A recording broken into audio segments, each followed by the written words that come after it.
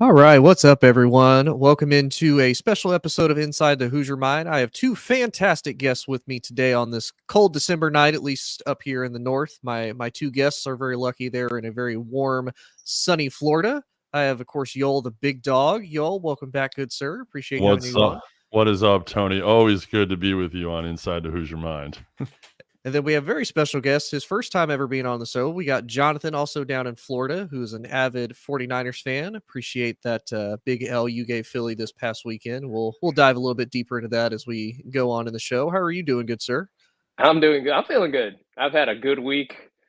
Good week on Twitter with the Eagles fans the last couple of weeks. Oh man, Having I fun. have a so I do have to ask before we dive too deep into the Eagles game. I'm assuming you watched the game where Greenlaw and their security guard Big Dom got into it and whatnot. And Yeah. I'm in a group chat with a Eagles fan, actually two of them. They denied to this very second. I was like, dude, I can show you the rule that says he's not allowed to do that. They're like, no, Mhm. that's his job to protect his player. No, it's not. No, It's not his job. he is. As far as from what I understood, he's not even supposed to be facing the field. He's No. supposed to be facing the audience, the Yes. crowd. Yep. So the fact that that even became a situation by itself was a little bit concerning to me. Yeah. No, Um, and you heard Shanahan at the press conference was like, that guy can't be putting his hand in players' faces like that. I right. mean, you can't do that. Yeah. Now, should Greenlaw have thrown a punch? No, and No. that's probably why he got thrown out. But at the Mhm. same time, what is he doing on the sideline? If Yeah. if the players on the sideline get fired up with Greenlaw and stuff happens, fine. Mhm. That is not a coach. That is not a wide receivers coach. That is a security guard. He's not even Yeah. supposed to be there. So he's basically a paid spectator, to be Pretty 100% much. honest with you. So yeah. And But we're we'll supposed to be looking at his back. Not right. Right. And the fact he's done this for 25 years. So I'm like, dude, you can't there's no excuse. Like you've done Mm, this before. This is no different than what you've done every single Sunday, every right, football season. That right. that's I mean, Philly is where they booed Santa Claus. I mean, come on, Boots, Santa Well, Claus. they were booing Philly, the Eagles at halftime. Oh Yeah. yeah. Say they cheered when Michael Irvin got injured. I mean, they don't care, man. Philly's brutal. Oh, But they are. let's jump I into our should show first you topic of guys the what the Eagles fans have been calling me on Twitter. It is comedy. It is pure oh, comedy. and they're I'll say this as a Cowboys fan. I think like Dallas and Philly are up there as like the top 5 most annoying fan bases. I put them at number 1. I put Cowboys fans at number 2. Don't get it twisted, but they're to me they're number 1 because I'll see their stuff and I'll hear them. I'm like, you've got to be kidding me! Like you guys, Hmm. you guys are definitely worse than Cowboys fans. There's no way. But Yeah, Cowboys fans, they're not known for being classless like the Eagles fans are. They're known for being delusional. yes, Like every year is going to be their year, and so it's kind of like oh honey, you know. yeah. Well, you guys are from the South. It's one of those. Oh, bless your heart. Like Yeah, like exactly, everybody knows what it means. exactly. Everybody knows. I know. Yeah. I texted. I think when Seattle was up 10 Thursday night, I texted Mhm. you, and I'm like, "Uh-oh," and you're like, "Oh, here we go again," But you Oh came yeah. back and won, but you were worried for a while. I'm telling you, as a Cowboys fan, it's like I can't tell you how many times I'm sitting here. I'm like, man, I hate this team. Like I hate this team because they'll do that every time. I'm like, I'm not expecting you guys to just come out here and just dominate everybody. Let's be realistic. Like the Seahawks are a decent team, but it's like no, y'all can't be down by like 10. Actually, At at one home. point they were up 17-7. I was Yeah. like, okay, whew. Like we got a little bit, and then they come back. I'm like, okay, never mind. Y'all gonna piss me off again. The thing that's most concerning, like I'm rooting for the Cowboys this weekend, obviously. Of course. The thing that's most concerning about that Seattle game was that it was at home. Mm-hmm. Like Dallas was in Dallas, Yeah. and Geno Smith, he's not leading the league in anything Mm-mm. significant when it comes to quarterbacks, and neither is their defense. And two of their running backs were injured. They had like Yes. some dude who's named after a wine bottle running the ball, Mm-hmm. Yeah. and they were running up and down on this vaunted Dallas defense. That's the thing that's concerning me about this weekend's game in particular. because Philly's coming into Dallas mad. They got punked in the link, and the Niners fans have been letting them hear it. Oh, yeah. Because all last year, like we've had the Niners and the Niners fans have had this game circled for about a year because we got knocked out last year and Brock got hurt. So all this week and last week, we've been going back and forth. They're coming into Dallas mad, and I don't know if Dallas is ready for this. I think they are, because I'll give Dallas and Philly both kind of some credit where credit is due. Both have had to play 3 games within the span of about 11 days when both of these kind of took place. You know, Philly had to take you guys on after you guys had just played what? You guys were coming off of your bye? No, we played on Thanksgiving.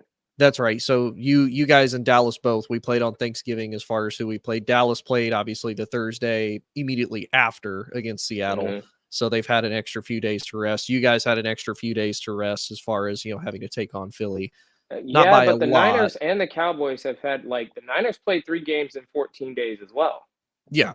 So I mean, yeah, but, and I'll say for Philly too, because I kind of look at Philly as, you guys remember in, what was it, 2020, Pittsburgh went like 11-0. It was like one of the worst 11-0 teams we've seen. I kind of give that same like diss to Philly, only because they're not winning like they were last year. Like, yeah, they dominated the Dolphins, if we really want to sit down and break it down of how they beat them. Kansas City, it wasn't Philly beat Kansas City. It was Kansas City's just beating themselves. You look at Buffalo, how many missed referee calls could we potentially come into question with that? Josh Allen did literally everything he could to put Buffalo in its saving grace, and yes, Philly ended up winning the game, but like you said with Eagles fans on Twitter, when they sit here and tell me, oh no, we're the best team, we figure out ways to win. Yes, you figure out ways to win because the other team is just beating themselves. You're not really winning because you're the best. Even honestly, the last time they faced Dallas and Dak stepping out of bounds, you guys really didn't win that game. Yeah, you Dallas did because lost Dak. Yeah, because you stepped out of bounds. Dak was right there within the red zone. Just Mike McCarthy and Dak both having bad time management and mismanagement of the clock. Y'all really that's something that game. McCarthy's had an issue with for the last few years is the time management, and that's the thing. Like, because Dak is now being talked about as an MVP candidate. I don't know if you've seen this, but legitimately, he was nowhere to be found on the list 3 weeks ago, and now all of a sudden he's the MVP candidate.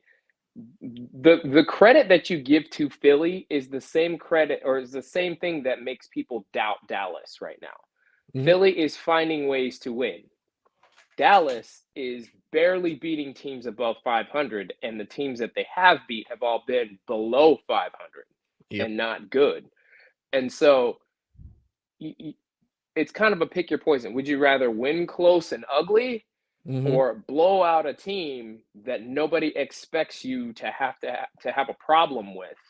I think that's why Philly's getting the benefit of the doubt. Now that changes this weekend. Right. This weekend is pretty much who's actually the top dog in the NFC East, and we'll see what happens. But Philly's coming in mad. Oh, and I'll give this credit to Dak as well, just because of history. If you look at last year, albeit without Jalen Hurts that last game because he was injured and Gardner Minshew was in, Dak was still able to drop 40 on a pretty good Eagles defense that was honestly really better last year than they have been this year. And he was able to get the win, at least in Dallas. Now, again, all this changes, all that goes out the window because it's a divisional game. Anything and everything is absolutely possible. But you saw the Eagles sign Shaq Leonard this week. Yeah, they signed Shaq Leonard. They're potentially looking at signing Ndamukong Suh back again, which I'll be honest, neither of those really bother me, because you know what's funny? You know what's not their weak spot? Their linebackers or D-line. Their linebackers has been a weak spot. They have. You know what? Honestly, I would say has been their weakest has been their secondary. Yeah, their secondary hasn't been good. Well, I mean, but Absolutely. by them stockpiling, it's fresh bodies, turning Mm-hmm. guys in and out.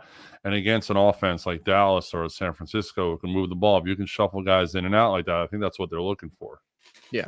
Mhm. Yeah, but I say that, but I still wonder about the corners. Darius Slay. I mean, Darius Slay's fantastic dude, great corner. He's just old. Like he's kind of coming towards the end. James Mhm. Bradbury, never been sold on him. I remember your Giants getting him, Yole, and I was like, okay. And then he got cut from the Giants, and then Yeah. he signs with the Eagles. Like, oh, he's an All-Pro again. Are you, or are you just a product of a really good defensive system? Because there's a reason why you got the boot the first time. Like, Yeah, this matchup, and I know we're going to get to it more in detail later, but it's going to show a lot, definitely for sure. yeah, we'll sure. learn a lot about both teams. We'll learn, is Dallas truly ready, like Jonathan said, to face a team that's above 500? Are we probably going to get our teeth kicked in by the 49ers again when we make the playoffs? Probably. But as long as Philly loses, I'm okay with that. I really don't care because I hate Philly with an absolute passion. Yeah. But let's get into our true first topic of the night, since both of you gentlemen are in Florida, and we'll talk about probably the biggest controversy that happened all this weekend with the college football playoffs. We have number 1 Michigan, number 2 Washington Huskies. We have the number 3 Big 12 champ Texas Longhorns, and the surprising shocker of them all, we have number 4 the SEC champs, the Alabama Crimson Tide, with the undefeated ACC Florida State Seminoles looking on the outside at number 5, and the 12-1 Georgia Bulldogs sitting at number 6. So I'm going to toss it to you first, Jonathan. You also living down in Florida. Did the CFP committee get it right, or did they make a mistake? They got it right. They got it right. And it's only because of the Jordan Travis injury. They got it right. Because honestly, college football is where this is really exemplified a lot. College football is a business. The NCAA is a business. Their job when it comes to this championship playoff is to put a good product on the field. Let me toss this to you guys, and you tell me your honest opinion.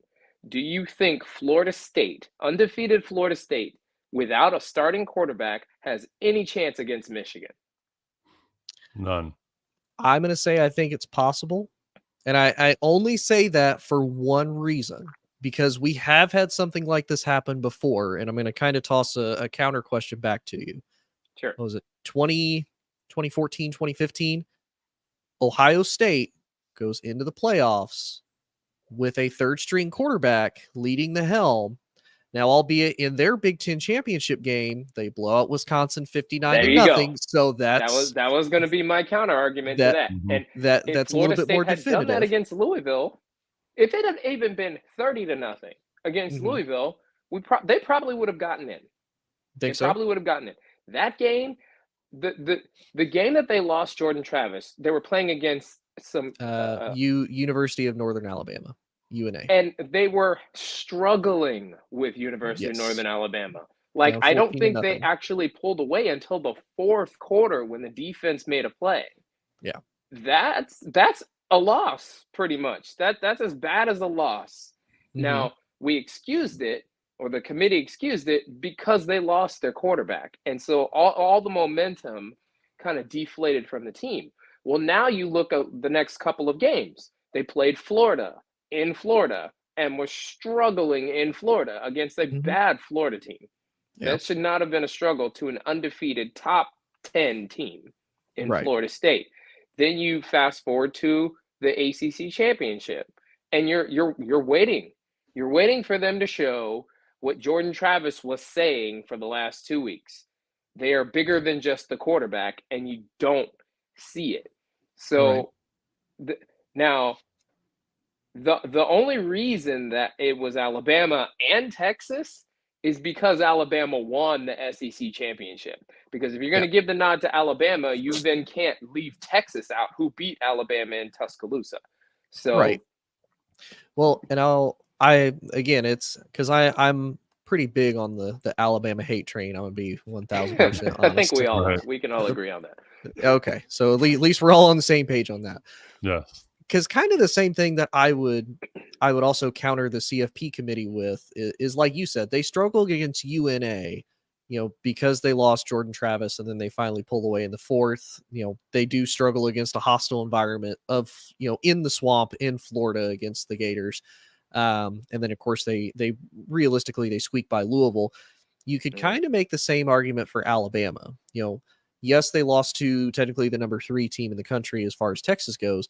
They only dropped 17 on South Florida, like on a Group 5 school. They only dropped 17, not the Alabama we know. Then they only beat Arkansas by a field goal, 24-21. They barely beat a Texas A&M who has honestly been pretty much dog water for the last couple of years, and they finally got rid of Jimbo Fisher for it. And then, of course, the Iron Bowl, where there was a lot of controversy as far as a Hail Mary, a missed call, and they ended up beating Auburn 27-24. So I could almost kind of make the same argument for Alabama, because it's like, you didn't lose your starting quarterback, you benched your star quarterback, and yes, you beat Georgia, but let's be honest. That is the big reason why they got in, because that's hard to argue. Yes. In Atlanta too, so it was pretty much a home game for Georgia, right? And they beat them, and Georgia had been on like a 29 game winning streak. Yeah, 29. I mean, I think the committee got it right. The games have to matter. They have to matter. The championship games are there for a reason. They have to matter, and so. If we're looking at the 4 best teams in the country, yes, Alabama didn't look great, but they progressively, and I don't like Alabama. Please don't take this as Alabama love, but they got better as the season went on. That quarterback matured as the season went on. What's his name? Monroe? Milroe. Jalen Milroe. He matured as the season went on, and I watched him in a couple of these games. I'm like, okay, this kid can play. Versus Florida State, where their quarterback play did not mature. And now the 2 games versus a whole season, sure. And now you're asking a Florida State team with a 2nd or 3rd string quarterback to play against a Michigan team that's probably going to win the championship this year. Ooh. I think Alabama matches up better with a Michigan than Florida State potentially will. Okay. Now, I'll pass it to you. Do you kind of agree? Because Stephen A. Smith brought up something that I do kind of get. I do see both sides as far as why Alabama got in, why Florida State didn't get in because of Jordan Travis. They even have that in the CFP committee rules that if a coach or player that is of a significant impact or potentially of significant impact is no longer available, that can be a disqualifier basically for not being able to make it in. Right. Stephen A. Smith brought up the point you can technically blame TCU for this happening to Florida State because TCU went on a run. They didn't win the Big 12. That was their only loss, but they beat pretty much everybody else. They have their quote unquote star quarterback.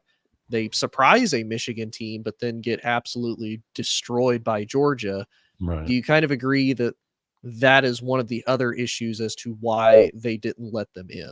And it just shows how flawed this system is, and that's why I'm so happy the 12-team playoff is coming next year, because it's going to be decided on the field, and and there's going to be this team should have gotten in. Well, it's like that with the NCAA tournament with 68 teams. How many teams are you going to let in? I mean, the NFL basically almost has half the league in. NBA, so let them decide it on the field as we're going to do next year. But as far as this year goes, Jonathan stole my thunder a little bit about the business, but I was thinking along the same lines. And it's a TV product. Alabama, Michigan, the numbers are going to be through the roof. I mean, that's New Year's night. I know I have a gig, but I know I'll have my phone on ESPN Plus watching it while I'm playing because I want to see that game. The first game, sorry, that's the Rose Bowl. That's at 5. I'll watch it anyway. But look at the teams that are in the playoff. If you look, Michigan, Washington, both going to be Big Ten next year. Texas, Alabama, both going to be SEC. Look who got all the New Year's Six bowls. Every one of them except for the Fiesta Bowl has an SEC team in it. So the bottom line is the SEC conference, rules college football. It's always been a power conference, always been the best conference in football. So you have to say this. The committee says, okay, we've got an Alabama team that's got, tradition, has got, been in this situation before. They go in, they beat a Georgia team, and Georgia did not look that good this year if you really watch them, and they didn't have a strong schedule. They didn't really dominate and they didn't really beat anybody, honestly, because they beat Tennessee. Tennessee wasn't that good if you really look out, So yeah. So the bottom line is, not only is it a business, but it's a television product. And they knew if they put Florida State in that Rose Bowl against Michigan, they were going to get killed out there. And they want a better game. And you saw Michigan's reaction to them playing Alabama. They're like, uh-oh. We got our hands full now, Harbaugh's got to do some work for a month, So, hey, if you see anybody sketchy on the Alabama sidelines, exactly, look out. Go ahead and just throw it out there. Just report it. Yeah, is that Rich Eisen? Who is that? Look for those alumni guys. That type of thing. Yeah, I mean, I think they definitely made the right decision. I've got a ton of friends who are Knowles alumni, and they were up in arms and complaining. I got a buddy who he calls in radio, and he was screaming and yelling. But the bottom line is, the ranking of the conference. But the committee screwed up. The committee, knowing that the backup quarterback was going to be a situation, should have dropped Florida State a couple of weeks ago.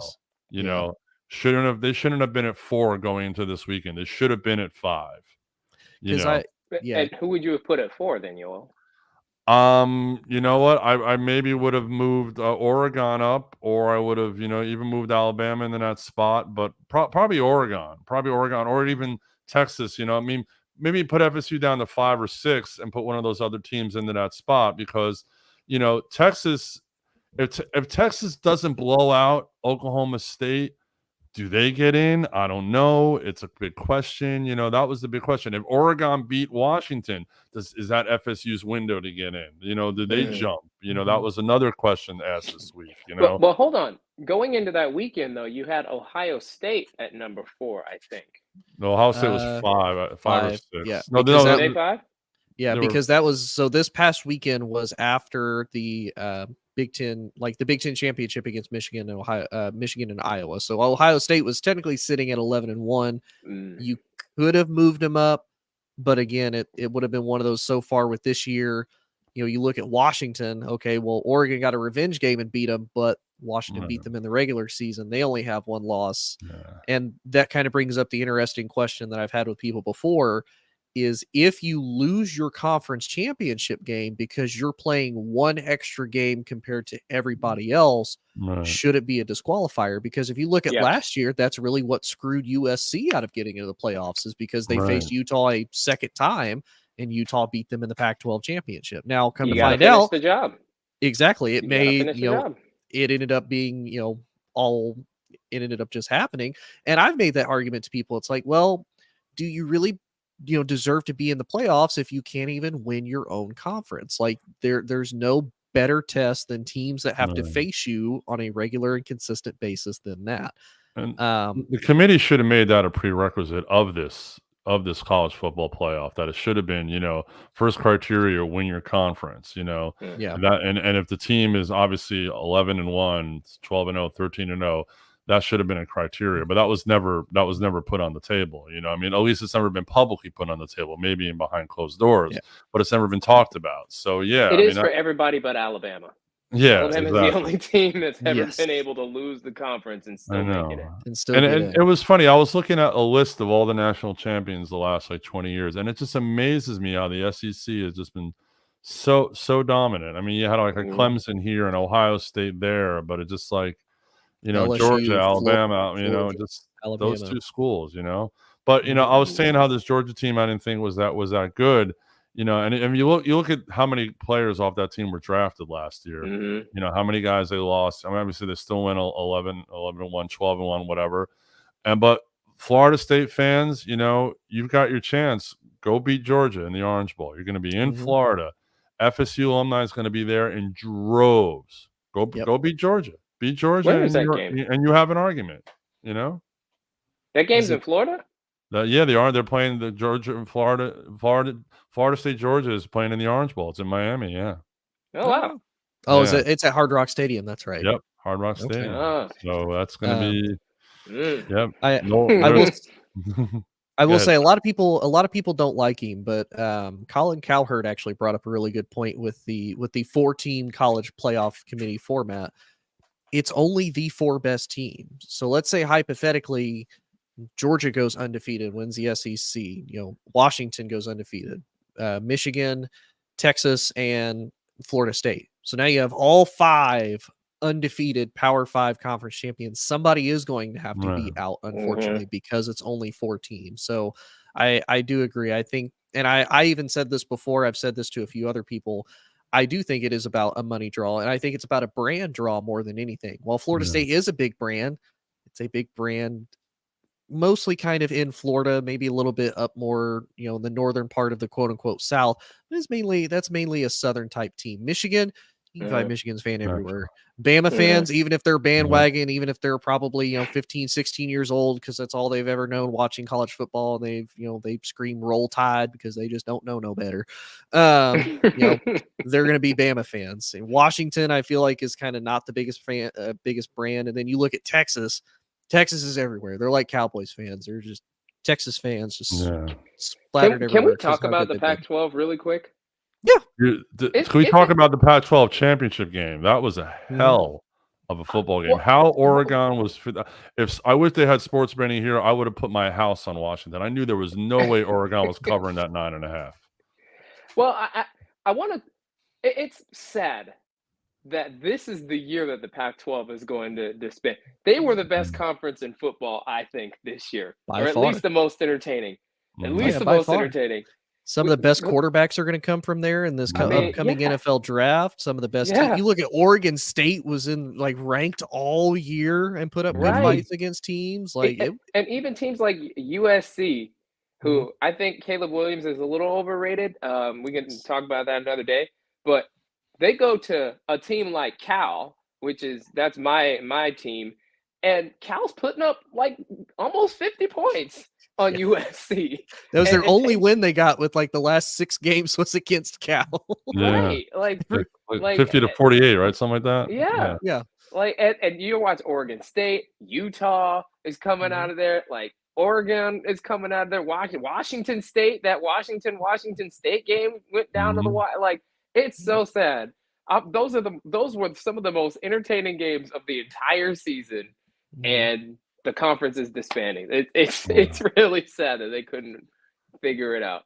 It is sad, but as you said, Jonathan, football, it's big. It's all about big business getting that TV money, and that's what they're going for, And that's what happened. Yeah. It's going to be interesting. A couple weeks ago, Tony and I were talking about the new Big Ten schedule, and I mean some of those matchups that some of these they look great. That like USC and UCLA and all those schools have to deal with the Pac-10 now. It's going to be some Oregon, Ohio State. Oh yeah. Good luck. Yeah. I don't know if you've seen Michigan's schedule for next year. They face Texas, they face Oregon, they face USC, they face all the big boys they could possibly. They better win now. It ain't happening next year. Yeah. Man. So I do got to ask Jonathan, because you're a Cal fan, how do you kind of feel about the teams who split and are going to the different conferences? You guys actually, no offense, you guys kind of lucked out because the ACC was like, yeah, we'll take you guys. You guys are, great academic school. We'll take you in. So, you guys in Stanford are joining the ACC. Obviously, Utah, Colorado, and both Arizona schools are going to the Big 12. And then USC, UCLA, Washington, and Oregon are going to the Big 10.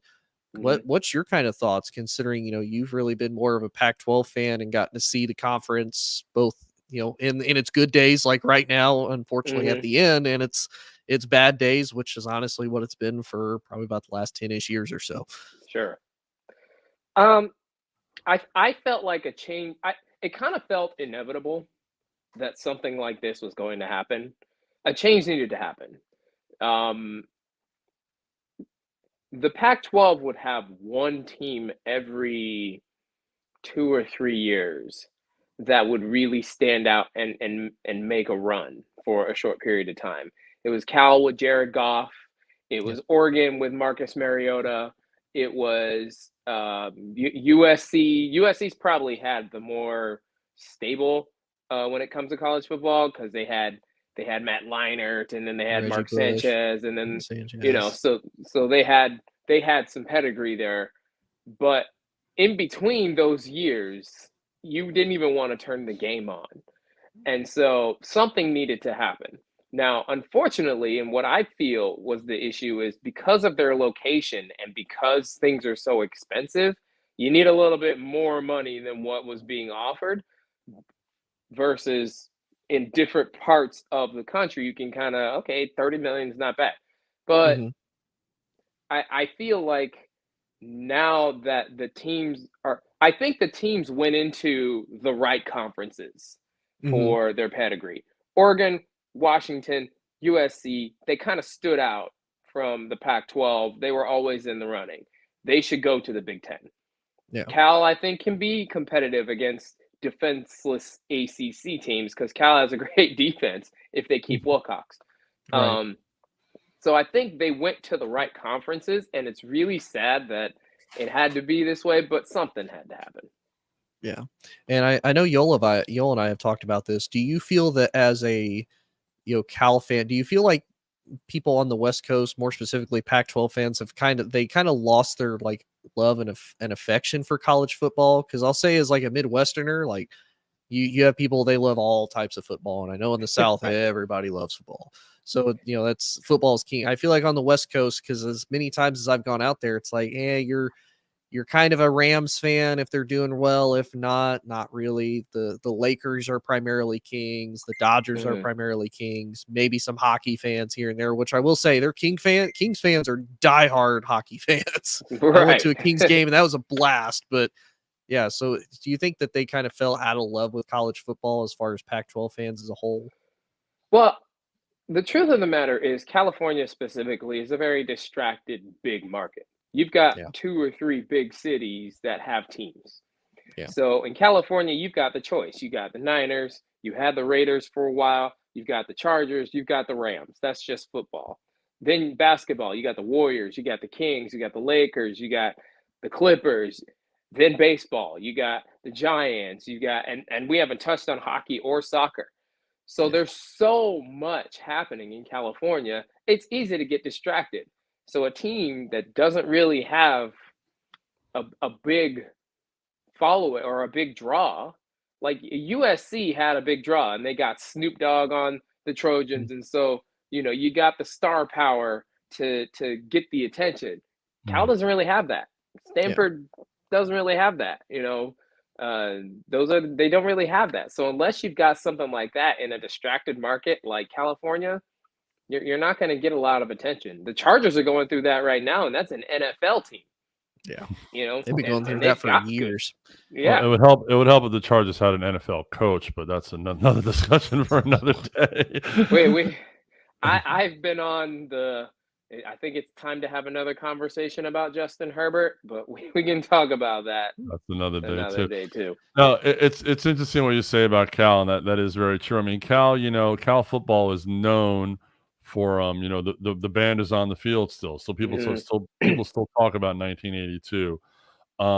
But didn't Tony Gonzalez play there, if I'm correct? I'm pretty sure he did. Yeah. Yes. I think that's where he played. So that's like one, and obviously Aaron Rodgers played there. That type of thing. Jared Goff. Yeah, Goff played there. So there's been some decent players coming out of there. Obviously, an academic program. But it's interesting, I was taking a look at their schedule for next year, and they've got some interesting matchups. But those I think they have to go. They go to Florida State, so that's a hell of a. Miami goes there, and then they kind of got to come here to Florida State. So they're going to be aren't used to that travel out there. They're going to be at a disadvantage pretty much every game. Yeah, that's not a home game. It's going to be interesting. Basketball-wise, it should be interesting to watch but football-wise, traveling like that, it's a whole different ballgame for those kids. I had heard theories and rumors. Again, nothing confirmed. I had heard theories that because they're bringing SMU into the conference, why SMU is joining. I'm not mad that they're joining the ACC. The fact that they're joining the ACC and they're not going to get any money for it for like 7 years. Yeah, that doesn't sound like y'all are getting the raw end of the deal just to say we're in a Power 5 conference. Like, and considering where SMU has been after the whole Eric Dickerson thing, I mean, I'm dating myself there, but where they were to where they are, I mean, yeah, it's quite a climb for that school. But yeah, that makes no sense financially. But they got enough boosters in Texas; they'll be fine. Oh yeah, say that is kind of their benefit. Texas football is king, so they got that. But let's stick on football and let's keep it kind of with Texas. We're going to talk about this big matchup this past weekend. Jonathan, your 49ers did my Cowboys a massive solid and pretty much kicked Philly's teeth in 42-19. One of the group chats I'm with, I have an Eagles fan in there, and I remember he had sent me a message just before the game, and he's like, there's no way we lose as bad as Dallas did. There's no way we lose as bad as Dallas did. So I screenshotted that, and then I sent it to him. I was like, what was that? You guys are going to lose as bad as Dallas did? And he goes, well, we still did better than you. I was like, yes, I'm sorry. You got your ass kicked better than I did. My apologies. You scored 9 more points than Dallas did. I would actually give Dallas the nod there because at least they were on the road. Right. It was in San Francisco. Like, you got beat in your home stadium in front of your home crowd of all places. After one of our best linebackers got thrown out of the game. Yes, on a super controversial call because he was touched by, like we talked about, a security guard who cannot put his hands on players or should not put his hands on players and is getting punished for that. And Greenlaw, like, I know you guys have probably seen the video. For anybody who hasn't, he reaches out and yes, he like touches Dom's nose with his finger. Doesn't smack him, doesn't throw a punch, just touches him like, hey, you can't touch me and I can't touch you, but why are you touching me? And I'm going to touch you back type of deal. And it did feel like really, other than Kyle Shanahan and the rest of the 49ers, nobody had his back. Even the commentators were like, oh, he can't do that to him. And I'm like, no, security guard's in the wrong first. He's pushing and shoving him away. That's not. Can I say something else on that play too? Yeah. He got flagged for a tackle that was a legal tackle. Devontae Smith was still in bounds and fighting for yards. Yeah. And Dre Greenlaw picked him up to make sure, like, no whistle had been blown yet. He picked him up and threw him to the sideline to make sure he's not going anywhere else. And so he got flagged 15 yards for that. And I was like, where's the penalty? And then supposedly unnecessary roughness because he suplexed him, even though he did, like you said, he picked him up, he kind of tossed him to the side. Yeah. He's not gonna gently set him down, but like get down, dude. No, you're done. Right. And it's not like, I know, like, I'm a Niners fan. So when I say that, it seems like 49er bias. Dre Greenlaw does that every single week to people on the sidelines who are trying to fight for yards and they don't go down. He does that to make sure they don't fight for any more yards. It's not a dirty play. He didn't do it out of bounds. It was a live play still in bounds. But because it was in Philly, the flag went up. And then that security guard situation blew my mind. I didn't even know who that guy was. I didn't even think security could do that, like be there. So and that was crazy. It was interesting, and then the crowd was like all up, excited, yelling, screaming. Philly drove down and score, and you're like, did this change the momentum? And the Niners said, "Hold my beer." And they just drove. I think that was the drive where I texted you. I said, Debo. I was like the 75-yard play for Debo. I texted you. You're like, I'm like, Debo. You're like, what? It's like, that was that. Yeah. Yeah. And honestly, I don't blame San Francisco, because to me, kind of like what you talked about with Dallas, with Philly coming into Dallas, man, that's how San Francisco to me came into this game. Because you think about it, when we talked about last year, Hassan Reddick hits Brock Purdy, hurts his elbow, he's out of the game. Then they knock career backup Josh Johnson out, so Brock Purdy has to come back into the game, and he's basically just handing off to Christian McCaffrey the whole entire time. San Francisco didn't really get a true shot as to being able to compete with Philly, because no matter how good your defense is, if your offense can't move the ball, or they're just having to basically go right back out there 2 minutes later, your defense is going to get completely blown through. And again, it was in Philly when that happened too. So to me, this was a big revenge game for the Niners. It was a big revenge game for Purdy. He even talked about it. He's got way more experience now, and he does. Now, I do want to ask Brock you. Purdy looks like the next elite quarterback. If I'm being completely honest, he's not there yet. He's not there yet. But if you remember when Joe Burrow came into the league, he was making some throws. Justin Herbert, same thing. I think that's the only reason why we think of Justin Herbert as we do, because of his rookie year, what he did up against Patrick Mahomes. And now you're looking at Brock Purdy, kid who went to Iowa State, actually brought Iowa State into playoff Relevancy. contention. And you're looking at some of these throws that he's making. I think in the next year or two, he's going to be in that elite class up there with the Joe Burrows. Yeah. Well, if he wins an MVP in a Super Bowl, I think he gets there right away. If you ask me, I mean that's hardware. You know, hardware So gets I said you the there. next year or two. Now, I will say, and you'll kind of pass it to you. There's a lot of theories that people don't really consider him in the MVP conversation currently because he's not a top 10 draft pick, because he's Mr. Irrelevant. It's almost one of those they kind of want to go against their, I don't want to say their own narrative, but kind of their own stereotype of, oh, he's Mr. Irrelevant. He's the last pick of the draft. There's no way he's going to be able to work his way up to being, the MVP of the National Football League. It's like, yeah, that's kind of college football and in the NFL's, repertoire is Cinderella stories, like the kid who's not supposed to make it and do it does it. Right. So do you think, so to your point, do you think if he leads the 49ers into the postseason and is able to stay healthy and has success, do you think that potentially changes that and kind of changes the potentially negative stigmatism that they have against Brock Purdy? In my opinion, I think at this point it's Purdy's to lose because the way they're playing. I'm not just saying this because my boy Jonathan's on the show. I'm not just saying this. I truly believe that. I truly believe that. This kid is running this offense so well. And obviously the weeks that they lost, there was injuries, there were a lot of his key weapons weren't there.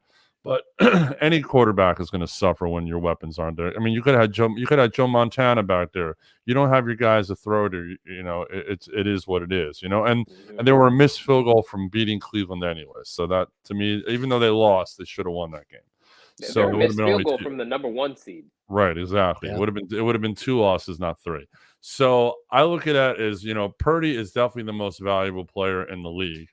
Does the press think he is? Do the writers think he is? No, because the writers love to write about your Cowboys, Tony. They love to write about Dallas. Oh, Dak is doing well. Dak's 9-3. Dak can make so. Let's say they beat Philly. Let's say they actually win the AFC. If they win the NFC East, unfortunately, they're gonna give it to Dak. They're gonna give it to him because they're gonna be like, oh, he's come out. He finally led them to a division championship. Whatever. Blah blah blah. But to me, I just think that they're gonna, this is, as you said, the Cinderella story. When you have a guy who's drafted the last pick in the draft, who gets to play because of injury, has proven himself as a winning quarterback. Look at his record. Look at his stats. Look at the way he plays the game. He's smart. He's not just a game manager. He makes plays. He reads. You watch him. He goes through his reads quick. Boom, 1, 2, 3. He knows where to go with the ball. This kid can play the game. And the Niners are so lucky that they have a star quarterback on their hands who has no cap issues whatsoever, and he's not going to get the bag for a couple more years because of that. They can build on this. They can give those other guys. They can, sign guys in the offseason. They can, they gave Bosa the bag, and whatever. They can do these things. And I truly think that Brock Purdy, this is his award to lose at this point. If they win out, I mean, I think Purdy should get it. I think it'd be a travesty if he doesn't win the MVP. Can I piggyback off of that really quick? Sure. Well, I was gonna ask you something real quick to kind of piggyback off that for you, and it probably fill in pretty well for you. Do you think that 3-game losing stretch that Brock Purdy had, with losing to the Browns, with losing to the Vikings, with losing to the Bengals, do you think that was kind of good for Purdy? Because then as a 49ers fan, you can kind of see, okay, you're 5-3, you finally lose a true game being a starter. I don't think he's really cocky, but people will probably say, oh, he got humbled because he finally lost. Do you think it's kind of good for him to kind of get an idea of that so that way you can kind of see, is he truly resilient? Okay, you've lost a game. Now, how do you bounce back from it? How do you potentially get back into your groove of being that MVP and being that, superstar elite type quarterback? I think it was good for him for a multitude of reasons. That I will honestly say the one criticism on him that I think is the only thing holding water right now is that he hasn't let it come from behind fourth quarter drive down multiple scores in the fourth quarter that's to true. prove that he's that guy. Not a lot of quarterbacks have, even some people who have won the MVP, but I think this is better for him and for the 49ers for a multitude of reasons. Number one, Brock Purdy had been undefeated for 15 games? I think it was 15. From his Yeah. 9-0 start through 16 games. What quarterback does that on any team? Yeah. Nobody's in ever this done league, that yeah, on for any sure. team, ever. And then people were clamoring for him to lose because he was Mr. Irrelevant. Then he lost in Cleveland. Tough game, rain, whatever. Missed a field goal. He actually led a game-winning drive. If to get them makes down there. that field goal, we're having a different conversation right now, but he missed it. Then, and in that game, we lost two key pieces, a left tackle and Deebo Samuel, who's probably the number 2 wide receiver on the team, if I'm being honest, with Brandon Ayuk being number 1. So now he has to play men down. He hadn't had to do that before. Yeah. And then he lost again.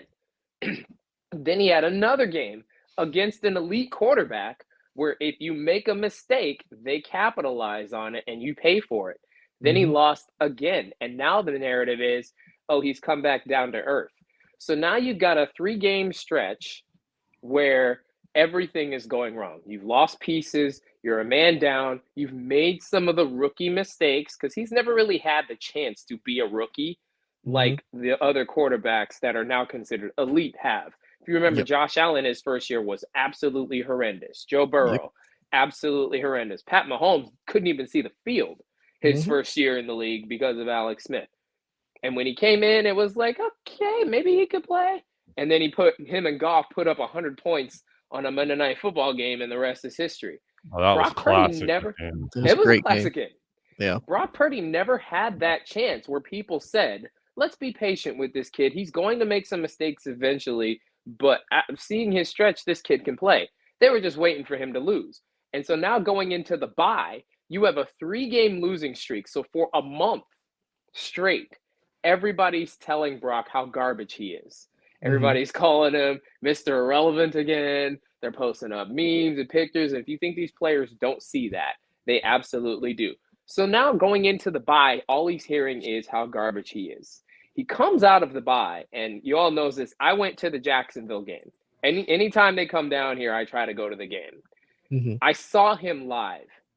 When I tell you this kid is the truth, coming out of a 4-week period where everybody's calling you trash, and to put up 34 points on the road in weather in Jacksonville, I was like, he bounced back from a losing streak.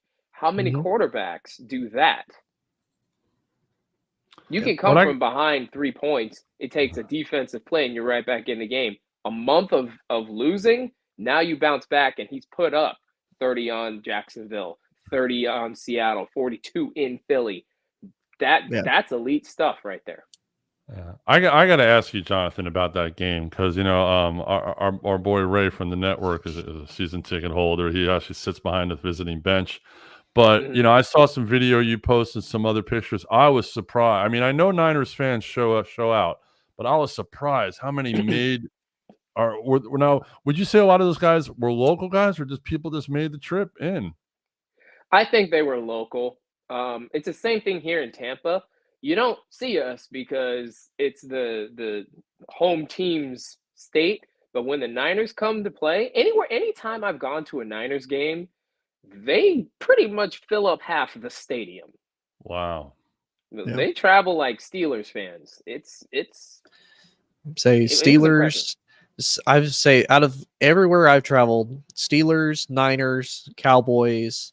There's actually a lot of Raiders fans, believe it or not. Packers, which are gross. The Packers unfortunately travel everywhere.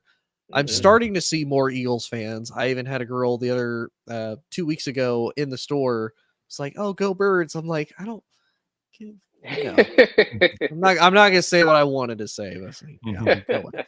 Go. Well, no, Yeah, it's true about Cowboy fans because I know there's a big campaign down here when the Cowboys come to town in a couple of weeks to play Miami.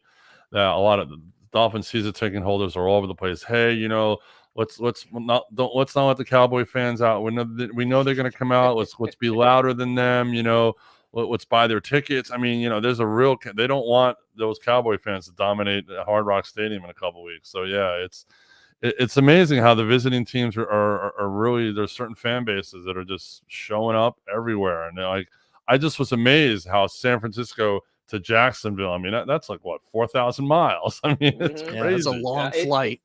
It's every week I go onto the Niners bubble, I call it, and I'm seeing fans who are away and they post up pictures at the stadium. Now, Philly, we're not going to pack out Philly. Philly has a good fan base. Yes, they do. But the amount of Niners fans that were in Philly, there was a lot of them out there. There were no reports of violence, I hope, because those Philly fans can get. Oh, there probably was. We're just probably not going to hear about it. But yeah, I will say for Philly, like going there, oh yeah, they love their sports. They're big fans, but they're brutal, man. They do not care whatsoever. Yeah, but I think the Jacksonville game, somebody told me it was 57% 49ers fans in Jacksonville. Wow. That's crazy. That is absolutely crazy. It was fantastic to be a part of that, though. I can imagine. You took your son, right? Yeah, this is me and my son, yeah. That's awesome. Oh. That was his first Niners game. Oh, really? Even better. How better. How old is he? He's going to be 10 here next week. Oh, cool. Wow. So he actually got to go. He'll remember that for. Yeah. So, that's awesome. That's a phenomenal memory, man. Good on you, bro. Good on you. That's awesome. My dad did the same for me, except he's a Raiders fan. So. Oh, so how'd you become a 49ers fan then? Well, in California, when the Raiders were in Oakland, you got to choose. And so it was Raiders or Niners, and I chose the Niners. Okay, fair enough. I'm assuming your dad used to give you crap about that. I'm assuming, right? It used to. Yeah. Probably still does. It's still happening. I say I've had a little bit more to talk about now, but for a while there, he was letting me have it. You say I went to a preseason Raiders game, and oh my God, Raiders fans show up. That is a rabid fan base. But they're fun. I'll give them that. Like we went to the preseason, the Raiders versus the 49ers actually. And that's when I got to watch Trey Lance and Sam Darnold. I was like, Trey Lance is not that guy. I was like, this dude, he can't do it. Now I watched Sam Darnold come in. I'm like, oh yeah, he can run the offense. He'll be fine. I was like, Trey, I was like, I don't think you're a quarterback, dude. I don't think you can do it because I'm not seeing it. And that's where the other thing about it too is just piggybacking off of what Yoel was saying. Brock Purdy's doing this not even a year removed from UCL surgery. Yeah, he's leading the league in every QB metric, pretty much, or top 5 in all of them. Recovering from a UCL injury on his elbow. Yeah, that was supposed to keep him out for longer than what everybody expected initially. But I will say, good on him for kind of taking the time to get a second opinion and not just immediately go with whatever the team doctors say. Like, nah, you guys have screwed other people before, not just 49ers, but just team doctors in general. Like, no, I'm gonna go get a second opinion. Like, just let me go do this. Oh, it's definitely smart, and it also shows. And and it's funny you mentioned the whole thing with Trey Lance. The fact that what they gave up to draft him doesn't work out, trade him, have this discovery Cinderella quarterback. I mean, for usually when a team blows a first round draft pick, that's 5 years. You're in the toilet. So for Purdy to come up like this, that even proves to me more how much of an MVP he is. Yeah, I say let Dak have the MVP. Let him have it. We want Super Bowl MVP and a Super Bowl chip. It's been 30 years. Like, and for as much crap as we give the Cowboys, we're in the same boat. I'm like, yeah, but at least y'all have been to 2. You've lost both of them, but you've at least been to 2. But yeah, it's I always kind of laugh. I have a 49ers fan in that same group chat, and he's like, yeah, he goes, as much as crap as I can give you about, not being relevant, he goes, we haven't won one since the 80s. He's like, so I can't really say much. Exactly. But I think this is the year. I told my friend before the season too. We're gonna go as Purdy goes, and Kyle Shanahan he deserves one. He's been great for a while now. He deserves one. I don't have anything against Kyle. I think his problem is he gets too cocky. He gets too cute. He did it when he was the offensive coordinator of Atlanta. Because you think 28-3 up on the greatest team of all time. All you had Devontae Freeman and what was the other guy that was his running back? They had a 2-headed monster at running back. I can't remember both of their names. Just all you had to do, you've run the ball down their throats the whole game. Just keep doing that. Matt Ryan wins the Super Bowl. Kyle gets a Super Bowl ring. Potentially a whole totally different Falcons franchise than what they've been ever since. Just completely. Why are we putting that on Kyle? He was the offensive coordinator. He was. So they put up 35 points. Normally did. You win the game if you put up 35 points. No, I thought they put up 28 again. They only put up 28 against New England. It was 28-3. Didn't they have another touchdown? No, it was 28-3, and then New England came back. Yeah, because New England won because they got it to overtime, and then New England got the touchdown to break the 28 tie. Okay. Yeah, but, I don't know. But I kind of blame that championship game, and you put up 28 points, or when you're in the Super Bowl and you put up 28, you should probably win that game. You should. And it's kind of funny. I relate that to because they were talking about it last Thursday, the Cowboys versus the Seahawks, and they're like, "Oh yeah, Pete Carroll is undefeated. He's like 36-0 whenever his team scores 35 points or more." And I think it was Al Michaels was like, "Well, generally, if you score 35 points, you're probably going to win the game." So right, yeah, I don't know why Kyle gets the attribute. He did his job. He had 28 at halftime. I think that's the offensive coordinator's job. It is, but I will say it to me. If I was him, I would also argue to even to Matt Ryan. It's like, look, I know you're playing hot, but if there's ever a team not to slight because of this, it's the dude wearing number 12 with a Patriot logo on his helmet. Like, again, I don't mind if you want to try it, maybe get some flair, make it look prettier, but it's like, yeah, I would be more worried about now. Let's make sure they can't come back and grasp this and just win it. That's really kind of my only shot against him. Like against the Kansas City Chiefs and Patrick Mahomes, he just lost. Like that was on the defense too. Yeah. So Tony, speaking of coaches, I got to ask you about your coach. Obviously, and he just had his appendix out, speedy recovery, Mike McCarthy. But what was he thinking on that third down call at 38-35? Instead of running the ball, running the clock down, what is he thinking throwing the ball like that? I ask that question every day.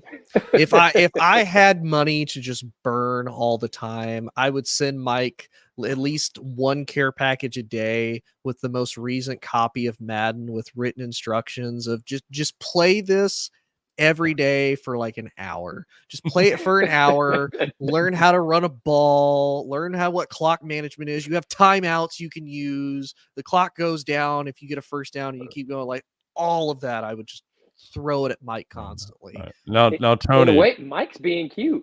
Mike's doing the thing that he hates Kyle Shanahan for. Oh yeah. All right, but Tony, we got to have our special guest Jerry Jones comment on that call. So what would Mr. Jerry Jones say? Well, if it was up to me, I mean, don't get me wrong, I love Mike. I think Mike is a great guy. He's a great coach. I mean, what he's doing with Dak, you can't coach that. I think Dak is the guy. I think Mike going in here and getting the win with Tony with Jake Ferguson. Like I stand behind my coach wholeheartedly. I don't think Mike did anything wrong. He did everything he's supposed to do for me. I appreciate that. Right. Let's go Cowboys. Thanks, Jerry, for showing up on the show. I didn't even think Jerry Jones was going to be here. What an honor. I know, right? He also likes my coach Ed Ogeron. Coach O was probably my favorite because I'm a huge LSU fan. Coach O was my absolute favorite. So it's like, man, whenever I get to hear Coach O, it would just warm the bottom of my heart whenever I hear Does he Coach. even have a voice box? I've heard him talk. Not really. It is hilarious to hear him yell because he just yells like in a rasp louder. But He's I like don't the know. guy from the water boy. We're gonna meet another day. Yeah. I don't know if you've ever seen Coach O's exit interview. Was the absolute best because they're like, Coach, when they finally came to you and they said that you were fired, how did you take that? What did you say? And he goes, well, they came up to me and they said, look, Coach, you just not getting the job done anymore. You got to go, but we're still gonna pay you the $70 million. He said, well, okay, which door you want me to go out of? That's a great answer. I love Coach O just for that. And of course, everything, go Tigers. That's how he finished every single interview, every single quit, go Tigers. It's like that's what Russell Wilson does, Oh yeah, Broncos country. Not anymore. That's right. Yeah, he stopped it. He stopped it for a while. I don't think he's brought it back because he knows, like, yeah, you can't say Broncos country. Let's ride after the year you had last year. Right. But let's get into our last topic of the night. Obviously, the big game coming up this weekend. Philly travels to Dallas. Dallas is actually favored in this game, just barely, but favored in this game against the Philadelphia Eagles. Big matchup, pretty much. The NFC East isn't necessarily on the line, but it essentially is. Dallas actually comes into its gauntlet of a schedule, and as of today, December 6th at 9 p.m. Eastern time, ESPN has the Cowboys 65% favorites to beat Philly, and Dallas is supposedly favored by a field goal. So, I'll toss it to you first. Do you feel like that's a pretty accurate assessment? Do you think that's a pretty good possibility? You know what? These two teams are very interesting teams, as we've seen all year. The Cowboys haven't beaten anybody over 500 on their schedule. Obviously, the Eagles have had better competition. They played, they beat Kansas City, they beat Buffalo. But you know what? This game is in Dallas. Dallas has had a couple extra days of rest. And I think after the beatdown the Eagles took, yes, we said they were mad, but physically, the way the Niners physically dominated them, that's hard to recover from if you think about it, to go to deal with that defense, especially the moves that the Niners made at the trade deadline, enhancing their defensive line. The Eagles have, a big job upon their hands, and obviously, if they lose, they go into a tie with Dallas for the NFC East. They go into a tie with the Niners for the number 1 seed, and in turn, losing the tiebreaker because of the head-to-head matchup. Yep. And it's hard as a Giant fan. I hate both these teams, but so it's who do I despise more? And honestly, I think it's good for football when the Cowboys do well. So I'd like to see the Cowboys pull this out. I'd love to see Philadelphia get into that wild card spot, and this way we can maybe have, when it comes down to it, a Dallas, San Francisco NFC championship game. I mean, obviously depending on the seeds and who wins in the first round, blah, blah, blah. But, the Eagles have a big task at hand. That crowd is going to be rowdy. They're going to be ready to play. It's prime time. It's Sunday night in Dallas. They're going to have all day to prepare for this game. I think Dallas will win by a field goal. If I was a betting man, I might take I think the line is 3.5 now. I might take the 3.5 just because of the hook. But don't expect it to be low scoring. I think it's gonna be one of those like 31-28 kind of games. They say the over under is 51.5 right now. All right, so that's about that's over. Yeah, so I would bet the over, and I would take Philly and the 3.5 hook. If it goes down to 3, I would take Dallas. But if with the hook, I would take the points. But I still think Dallas will win by a field goal. And it's going to be one of those things that wouldn't surprise me if Dallas had to come back in this game the same way they came back against Seattle. It wouldn't surprise me if Philly came out fast. And that tush push. How do we feel about the tush? How do we feel about the tush push?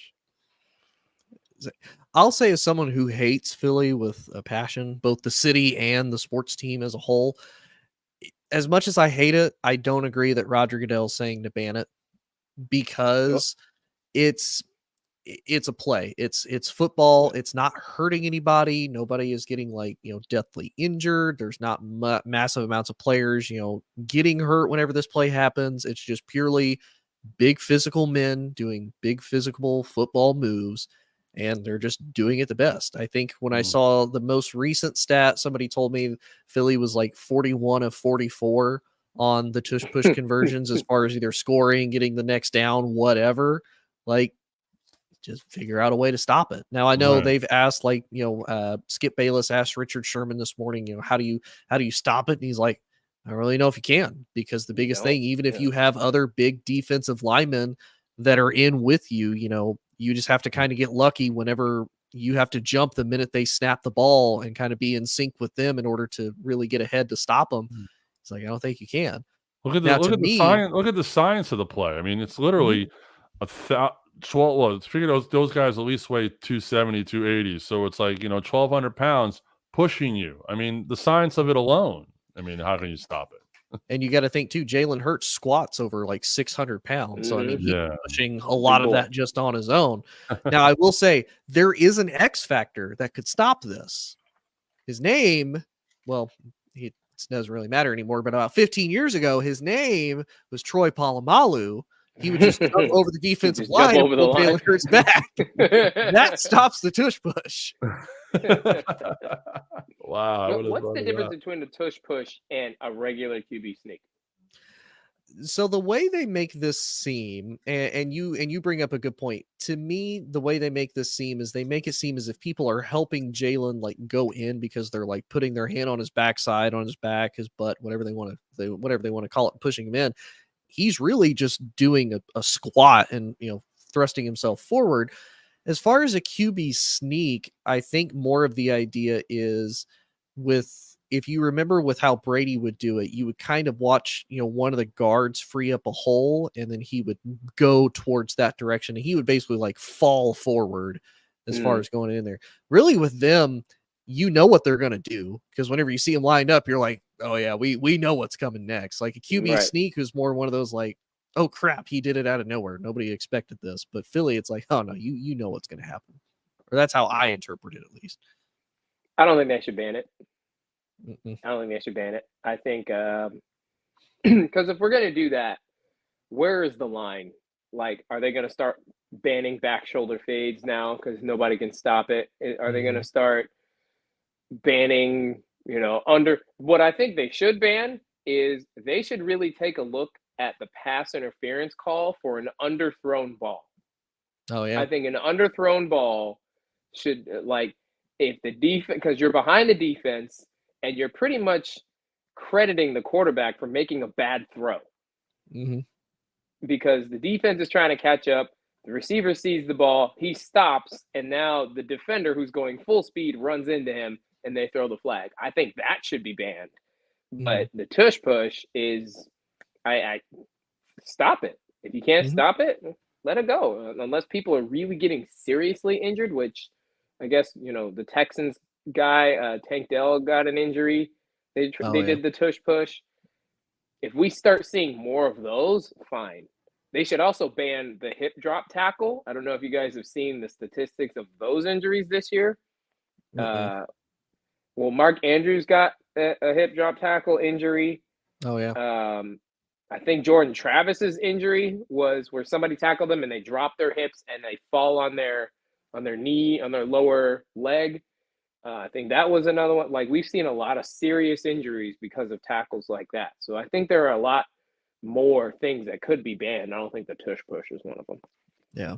And I will say again, as somebody who can't stand Philly, I don't really want them to fuel their BS ego that they have even more than, oh, we're so good at a play, we got it banned. I can't. I don't think I could live around any type of an Eagles fan because they would never shut up about that ever. Yeah. Tony, they're gonna find something else to be arrogant I know about for no reason. I know they will. They're Philly.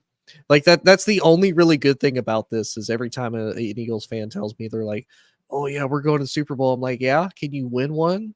You only have one. You finally got one. When are you going to take another L in the Super Bowl when you Do go? they only have one, like, ever in the history? So they have like NFL championships, but they only have one actual Super Bowl. Oh, wow. Yeah. Well, Yeah. I think you're muted, good sir. I'm sorry. I'm sorry. I'm sorry about that. Yeah. No, No, you're good. they have they've been to 3. They've only won 1. Obviously the first one was Super Bowl 15 against Oakland with Ron Jaworski, and then they didn't get back again until the Terrell Owens Super Bowl. You know, Yep. when And then everyone lost thought to, Andy Reid couldn't win, and then all of a sudden he gets Patrick Mahomes, and now he's a Hall of Fame coach. yeah. I will say, just as a kind of fun last question to you guys, since we're all of kind of various ages, and it'll help you all a little bit. I don't think we actually answered your first question on this game. We didn't Which actually one? answer who won. Well, I like Dallas. I like Oh, Dallas. okay. Okay. Who do you like, Jonathan? Did he freeze I up? like Dallas. Okay, I I like know he's Dallas. thinking. okay. So do you think just because Dallas is kind of coming off the rest, do you think Philly? To me, Philly's kind of, I don't want to say necessarily wounded, but they're definitely going to be feeling it. Like I said, that secondary needs work. But they've honestly needed secondary help for years. Even on their Super Bowl run against Brady, that secondary was banged up and injured. They cannot keep a healthy secondary for anything. I do think you said the right word. Excuse me. You said that Philly was wounded. I think they are wounded because they spent a lot. Like I was in the Philly space a lot in the last couple of weeks leading up to this Niners game. There was the players we're talking about. The Niners did a lot of boo-hooing and whining. They get to come back to Hassan Reddick. They get to come back to the link and run that back. And the Philly fans were just like that. They were on the news. You didn't block for your quarterback. You suck. Your team sucks. And you're going to come here and we're going to show you how real men play. And after that first quarter, where the Niners had -2 yards total for the first quarter, the Niners walked them to sleep the whole game in their house. Yep. Now they're going on the road against the team who's been doing that to everybody who comes into Dallas except for Seattle. Yeah.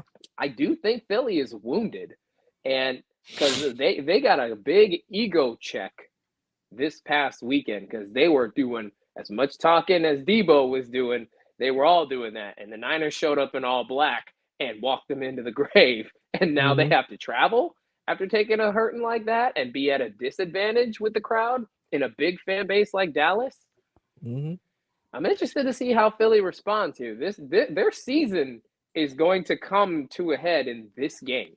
They're either going to fold or potentially have the 1 seed. So it's an interesting spot for them.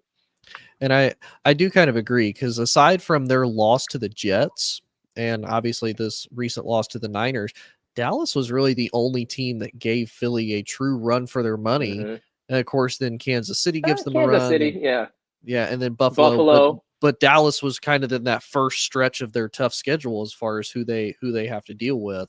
So yeah, I kind of agree. It is kind of interesting though, because even as a Cowboys fan and for Dallas, like I said, they're entering into the tough part of their schedule because they face Philly this Sunday night. Next Sunday, they have to go to Buffalo to take on the Bills. Then they have to go down to Florida to take on Miami. Then they have to host Detroit. And then they finish the year at Washington. They really can't afford to lose a game, whereas Philly gets to kind of take it easy after this because they have to, they travel to Dallas. Then they have to, I think, travel to Seattle. I think, if I remember right. Yeah, I think they got 2 teams in the NFC. No, they got the Giants twice still, don't they? They still have the Giants twice, and they have the Cardinals sandwich in there with the Giants. So yeah, they have to go to Dallas, to Seattle.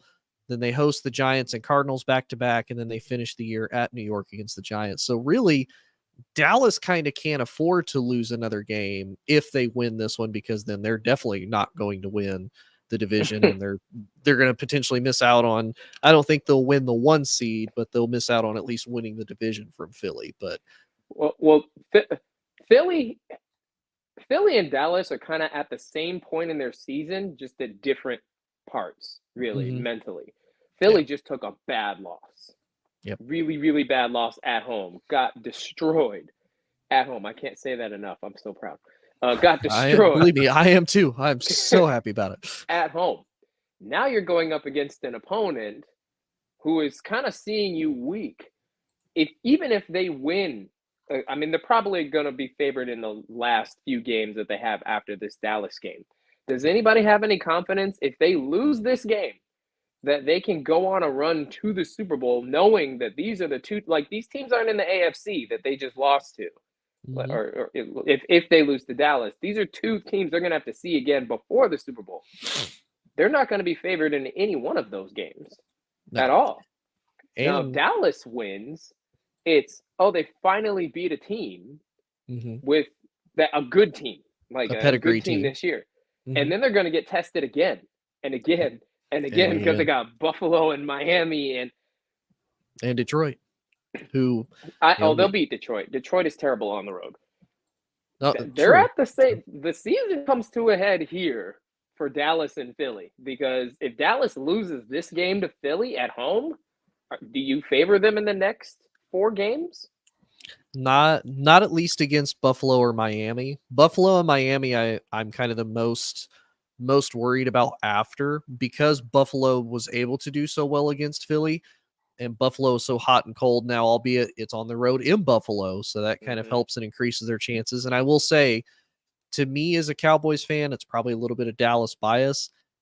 I notice everybody plays like just a step better because everybody wants to beat the Cowboys. Whether we're good, whether we're absolute crap, or like what we've been for the last 30 years of basically mediocre, just above mediocre. Everybody's like, man, we just got to beat the Cowboys. We got to beat the fans. We got to shut them up. Like, we just got to say we beat the Dallas Cowboys of all team, because everybody loves to be able to say it. They're like, God, we beat the Cowboys. It's just great. We could go 1-17. We beat the Cowboys. It's all that matters. It's true. It's because of the fans. It's because of you, Tony. It's because of the fans. Hey, I'm a realistic fan. Like, believe you can ask Yoel how many times it's been like, hey, what do you think of the year? Like, I don't know, man. You're gonna be like kind of okay, or we're gonna be really sucking. Tony this year, is one of the few down to earth Cowboy fans with a realistic view of life that I've ever met in my life. I felt like that with Jimmy Garoppolo for all those years we had Jimmy Garoppolo. People were like, the Niners defense, though. I'm like, yeah, but we're also going to throw 2 interceptions a game because of Jimmy G. They say I'm the same way with Dak. It's like, man, this defense is so good. Yeah, if Dak would stop throwing 3 turnovers, they'd probably be even better. But here we are. Exactly. And look, how much of a beast is Micah Parsons? Oh my God, that what he did on that 4th down play, the way he just kind of jumped over the line and said, "I'll take care of this now, thank you very much," and just kind of busted through it. He's a beast against bad teams. Yeah. Against good teams, he disappeared. Well, let's hey, if he shows up against Philly, we can't. I'm a Cowboys fan this weekend. Go Micah. 7 sacks. Come on, Micah. Which I will say, all that talking on your podcast. Show up on the field. You know who I'm actually really proud of from that Seattle game, considering how badly he got destroyed through 90% of it, but he kind of made a comeback from the third quarter. Yes. The fact he got absolutely toasted. He looked like Eli Apple worse against DK Metcalf. Like I was like, oh God, it's Eli Apple. No.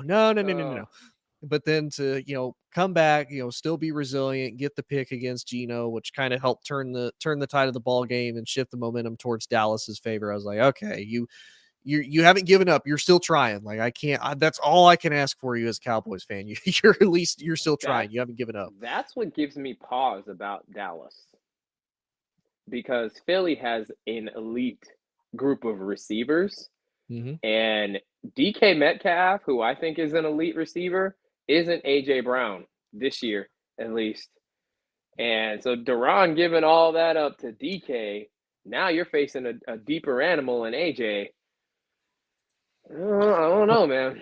Well, I will say, to give you an idea of the stats from last time when Dallas went to Philly, nobody had over 100 yards as far as receiving goes for Philly. Now, CeeDee Lamb had almost 200. Jake Ferguson for Dallas had 91.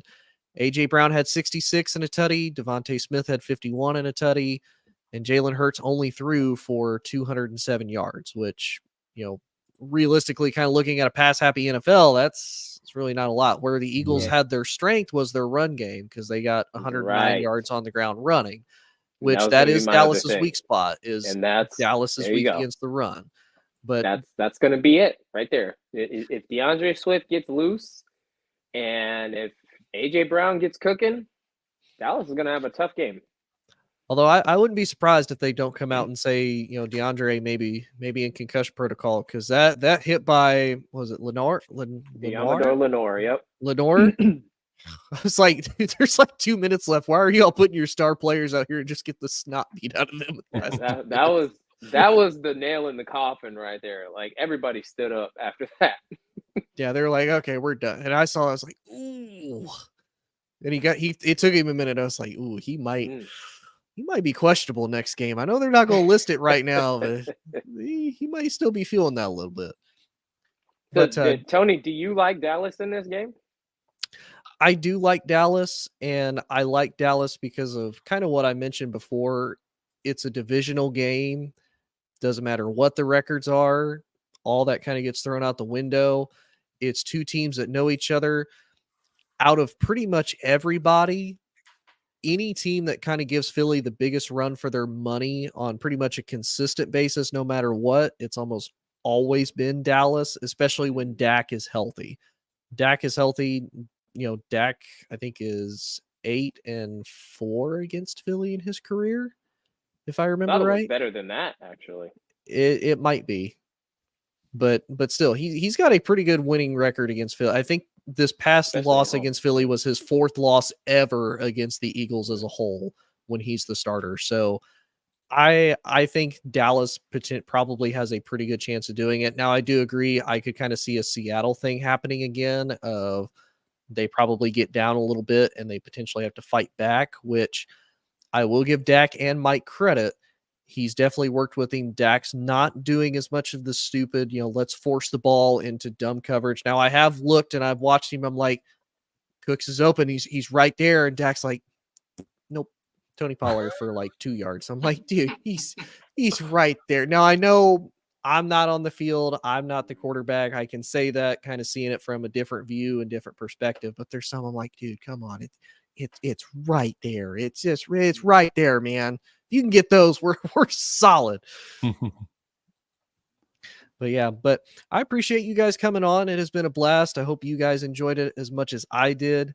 Yoel, if you could tell everybody where they could find you, good sir, if they want to hear more of your content. Oh, they could find me all over this little confangled interweb that they call life nowadays. Just Google Yoel Hyman and all my stuff just pops up because there's not many of us.